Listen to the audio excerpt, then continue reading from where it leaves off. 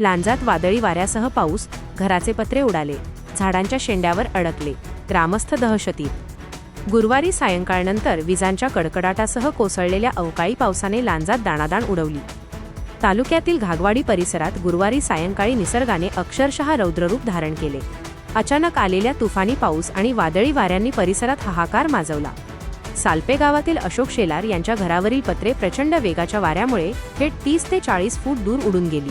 काही पत्रे तर झाडांच्या शेंड्यावर जाऊन अडकली असून हे दृश्य पाहून ग्रामस्थांच्या अंगावर अक्षरशः काटा आला आहे। वादळाचा वेग इतका भीषण होता की काही क्षणांतच घराचे छप्पर उखडून हवेत भिरकावले गेले। जोरदार आवाज, मुसळधार पाऊस आणि उडणारी पत्रे यामुळे परिसरात भीतीचे वातावरण निर्माण झाले होते। सुदैवाने कोणतीही जीवितहानी झाली नसली तरी ग्रामस्थांमध्ये प्रचंड दहशत पसरली आहे। अचानक बदललेल्या हवामानामुळे नागरिकांमध्ये चिंतेचं वातावरण असून अशा प्रकारच्या नैसर्गिक आपत्तीमुळे ग्रामीण भागातील घरांच्या सुरक्षेचा प्रश्न पुन्हा ऐरणीवर आला आहे।